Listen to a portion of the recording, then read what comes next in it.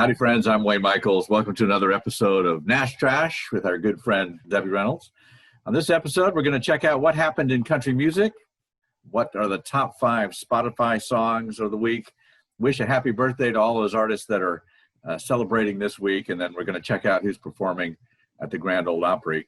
We're going to answer the country music email question of the week, and then we'll see where the Texas artists are performing across the state. But right now, let's check in with Debbie Reynolds up in Dallas, Texas, find out what's happening in this day in country music. Hey, on this day in 1957, the Everly Brothers topped the charts with their #1 hit, Wake Up Little Susie. Now, the interesting thing about the Everly Brothers is they really were country artists, but they were very popular on the rock and roll. They hold the record, by the way, for Billboard's top 100 singles by a duo, and they've never been bested yet. They have 26 top 100 singles. You know, I heard that they were hanging out in the alley behind the Ryman Auditorium, and with their guitars, they're ready to play, and Chet Atkins invited them to come on in, and the rest was history. Absolutely. You know, they were at the right place at the right time. Exactly, this week in country music, it's not today, but it's on the 18th in 1967, October 18th, 1967. Ode to Billy Joe by our friend Bobby Gentry debuted #1 on the Billboard Top 200, and it pushed out the Beatles' Sgt. Pepper's Lonely Hearts Club Band, and that had been the #1 spot for 15 weeks. So that song was definitely well received. Now, it's a special one for me. It got 8 Grammy nominations, but do you happen to know what day Billy Joe McAllister jumped off that Tallahatchie Bridge? Well, I'm thinking it was the 3rd of June. It was the 3rd of June, which happens to be my birthday. So it's a special song for me. Hate to hear that we lost Billy Joe McAllister on that day. Yeah. Bless his heart. Yeah, that was a great song. But what did they throw off the bridge? That's the big question. No one really knows. You never know, but it's interesting that the song really wasn't about Billy Joe jumping off that bridge. Right. It was about the tragedy that families face when something happens. Yeah. But let's say happy birthday to a few people. Sure. Today, Natalie Maines, who was born in 1974 in Lubbock, Texas, celebrates her birthday. And she's of the Chicks, no longer the Dixie Chicks. On Thursday, tomorrow, Dean Miller, son of Roger Miller, who was born in Los Angeles in 1965, celebrates his birthday. On Saturday, we have 2 famous birthdays.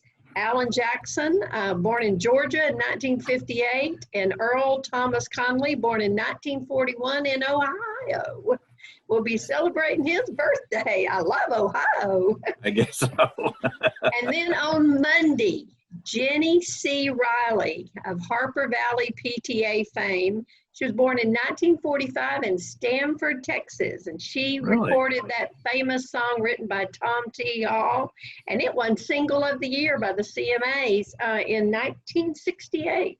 Yeah, Harper Valley PTA was a good song, a good story song. You could just see her walking into that room in her miniskirt and telling the town, you know, you're just wrong. That's all there is to it. You know, it spawned a TV show with Barbara Eden and lots of popularity things that happened. And you're right. I can't tell you how many times I thought about marching into that PTA and telling them what's what when my kids were growing up. We've got some great people lined up at the Grand Ole Opry this weekend. Okay. Bill Anderson, who was inducted into the Hall of Fame. You know, he's still one of the greatest there, inducted almost 50 years ago. Or is it 60 years ago? He's a very nice guy. I've got the opportunity to meet him a couple of times and sit down and talk to him. And not only is he a great storyteller and a good singer and all that stuff, he's funny as can be. Yeah. Nearly everything he says has a punchline. It really is very funny. Well, he'll put on a good show along with Brandy Clark, who is a great songwriter. Chris Janson, I love his song Drunk Girl and Buy Me a Boat. Don Schlitz, also a songwriter, and then Mandy Barnett. I'm not sure if you know who Mandy Barnett is, but she has starred in the Ryman's production of Always Patsy Cline since 1994. Tell you what, it's going to be a great show at the Grand Ole Opry, and the best part about it, they have an audience. That's the best part. Absolutely. Let's take a look at the Spotify top 5 country songs for the week, starting with number 5 with Blake Shelton and Gwen Stefani with Nobody But You. Luke Combs comes in at number 4 with Lovin' on You. Lee Brice at number 3 with One of Them Girls. At number 2, Keith Urban and Pink came out with One Too Many.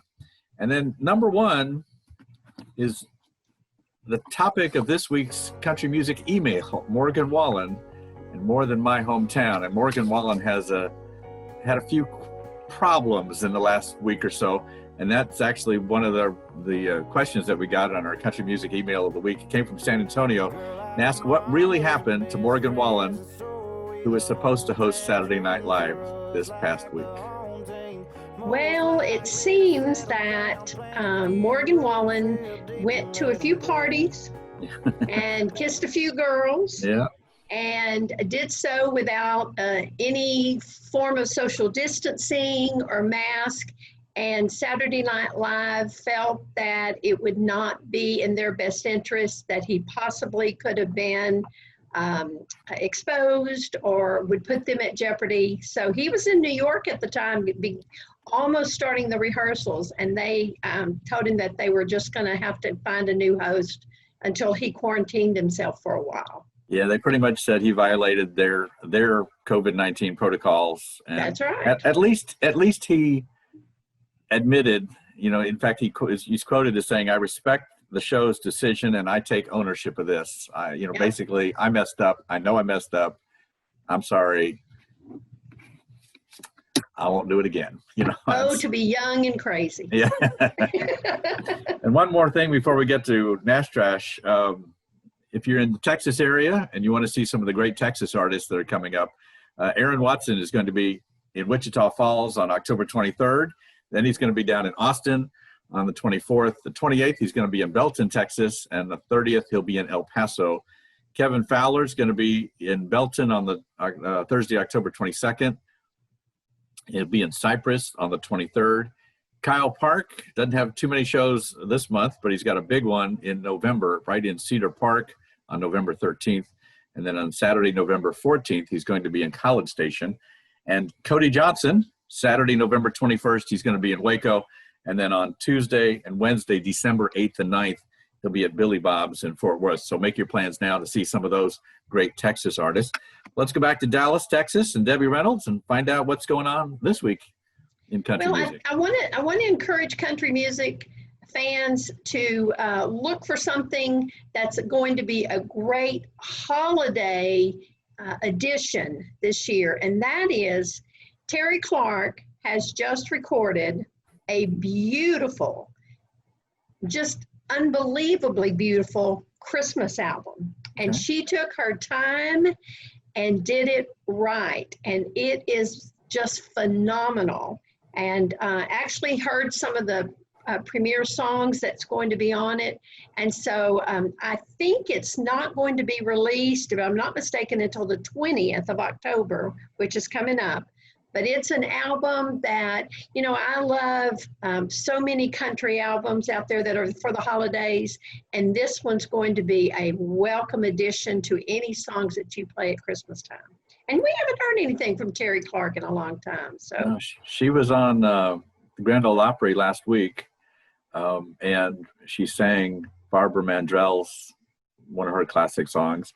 And yesterday on Facebook, I saw that Terry Clark posted a nice little picture of the handwritten note that said, "I'm so proud of you. What you did a great job," signed Barbara Mandrell. And I can't imagine getting that. That's like worth gold if you're in country music. Yeah, absolutely. A handwritten note from Barbara Mandrell. She's something else. And so that's definitely an album that people need to add to their repertoire of songs that they're going to play at Christmas time.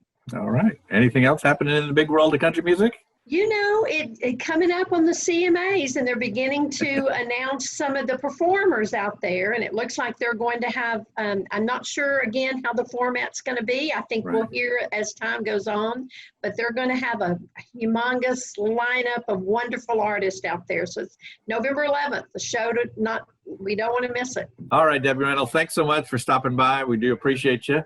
And, we look forward to seeing you again next Wednesday, and we can talk about what's going on in country music right here on Nash Trash. Looking forward to it. Have a good week. All right, we'll see you later.